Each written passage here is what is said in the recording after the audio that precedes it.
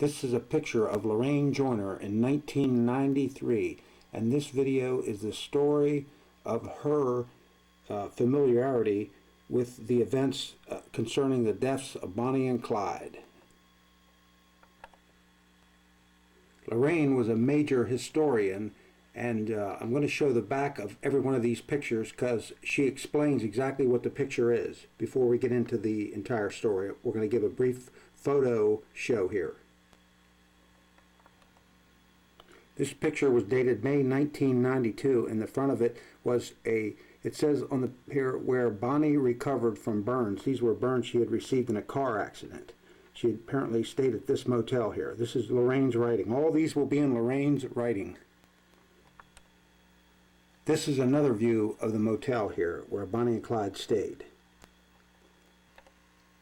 Here we have another picture of Lorraine and her daughter here with the woman in the third. I'll explain here.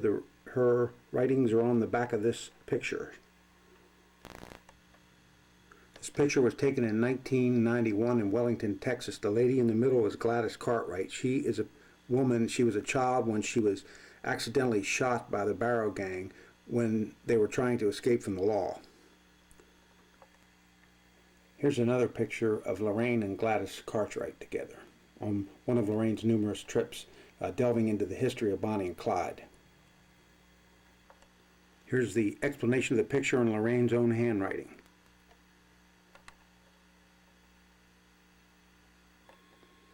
This is a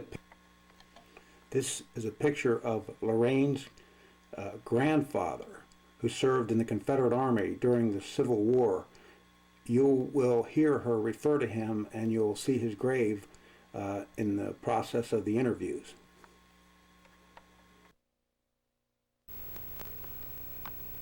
And where was he captured? Stand by. Yeah, where was he captured at, or? He wasn't ever captured. Oh. But he served 2 terms in the Civil War. One, he was recruited out of Monroe, and another one he recruited out of Alexander. I've got all those papers. Hmm. See, it's not many grandchildren of Civil War veterans left. It's a bunch of great-grandchildren. The reason I'm a grandchild is because he was 40-something years old and had been married, and he married my grandma, and she was 16. And they had 10 kids. And that made her young enough to, she had my mama, which made me the granddaughter. Close-up photo of Lorraine's father-in-law, John Joyner, who was the contact man who coordinated the ambush of Bonnie and Clyde between the Texas authorities and the Louisiana law officers. Here we have a picture of Lorraine and Bill Joyner, her husband. Now, her husband was the son of John Joyner of the previous photo.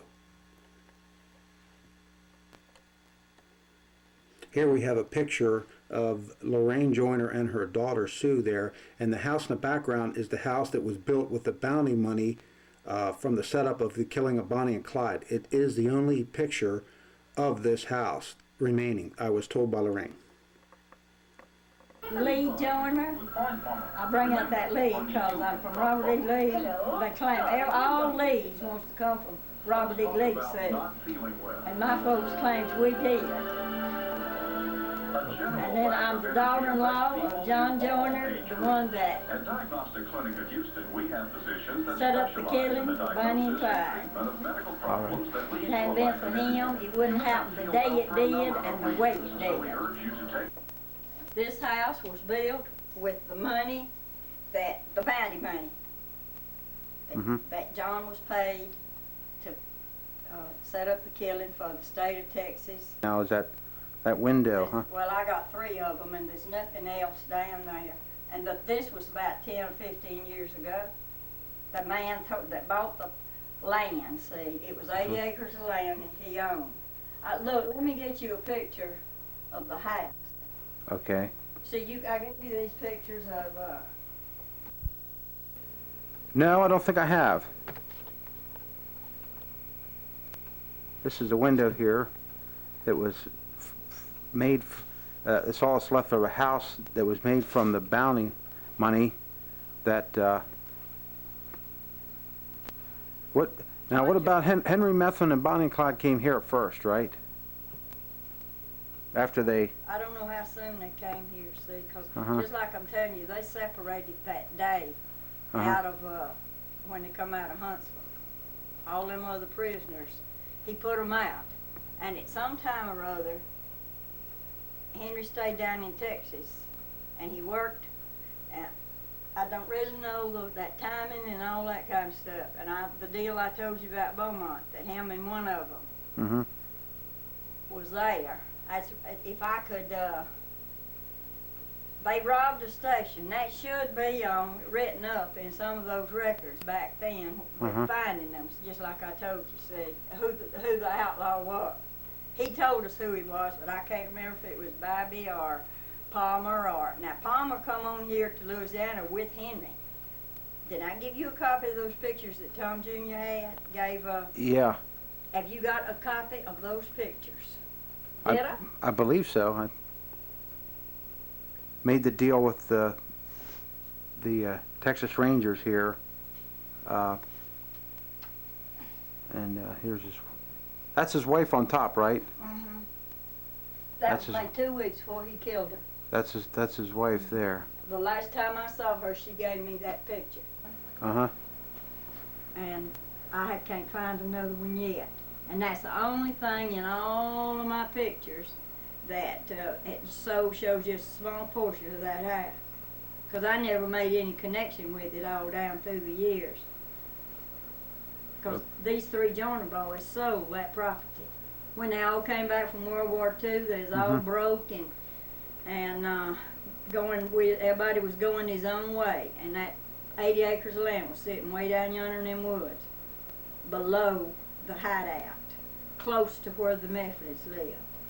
And the three Joyner boys sold the land. Now these next pictures will be series of pictures of Henry Methvin, the young man that ran with Bonnie and Clyde and was responsible for getting them set up by the law authorities. This young man, Lorraine Joyner personally knew, and this will be a story about their knowledge of these affairs. Here we have a mug shot of Henry Methvin. He had gotten in trouble very early in rural Louisiana. Now these next pictures were procured by Lorraine herself through a lot of work, so I will put the proof of this in a letter form here.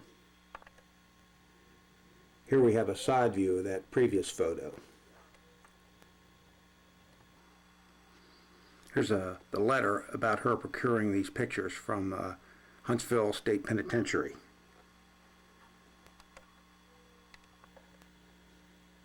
Here's another picture that I procured from Lorraine showing what a good-looking man Henry Methvin was.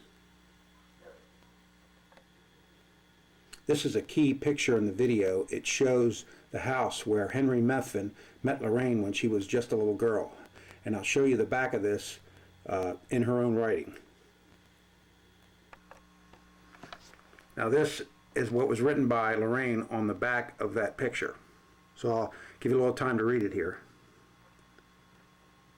But it just says, house where I lived when Henry Methvin came out of McAllister at the penitentiary to John Joyner's, May 1942. And there's her signature on the bottom. Here is a picture of Henry Methvin with Clyde Barrow and Ray Hamilton, famous bank robbers of the era. How Henry got to be involved with these two fellows will be the meat and potatoes of this video. Before it's over, you'll know what he was doing with these people and how he got there with them. Here's a famous picture of Clyde Barrow and Ray Hamilton.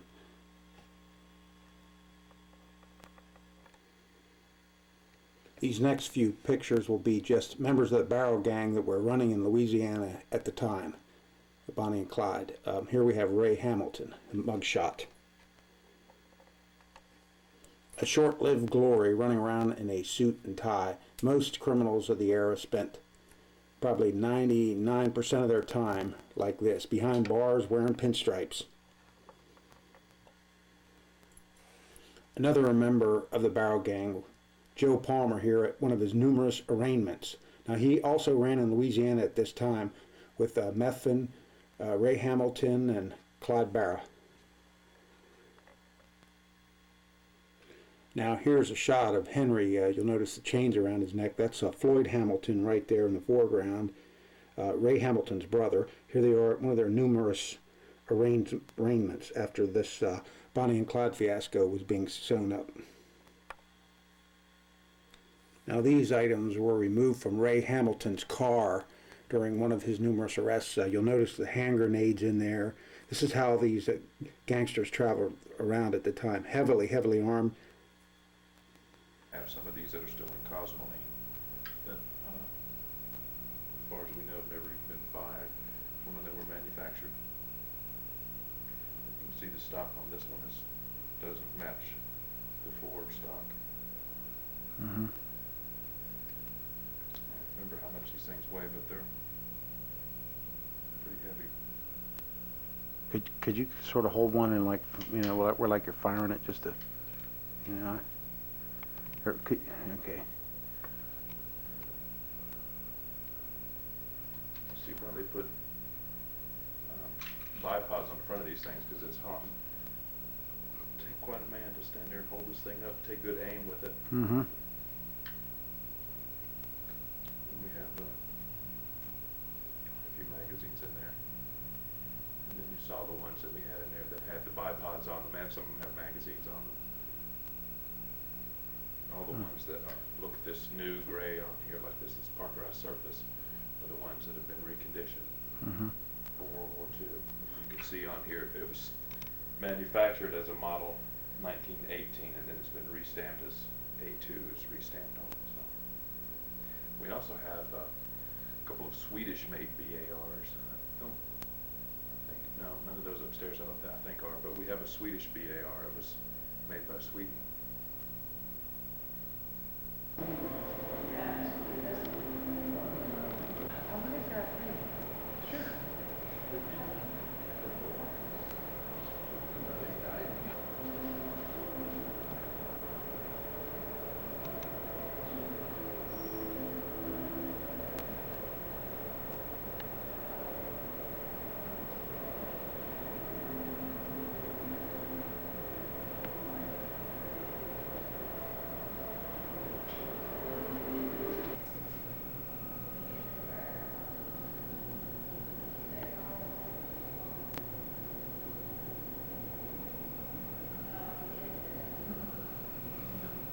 Off shotguns found in the car.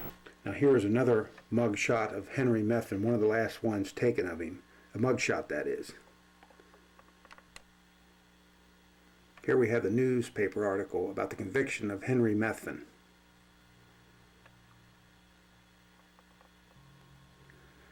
Now, this is a picture of the house that was on the Cole estate where Bonnie and Clyde were hiding out at the time they were ambushed. You notice there are the hats and some of the other items there, supposedly keepsakes of theirs. You'll be hearing a lot more about the Cole house in this tape. We have a video.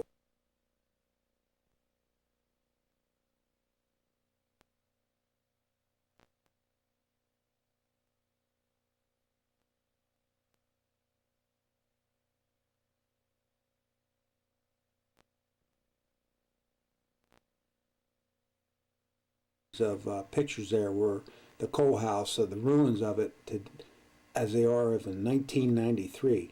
Now this segment of the tape now will focus on the actual ambush. In the interviews with Lorraine Joyner, she will be talking about the different houses and how they were used. It's a picture of Bonnie here.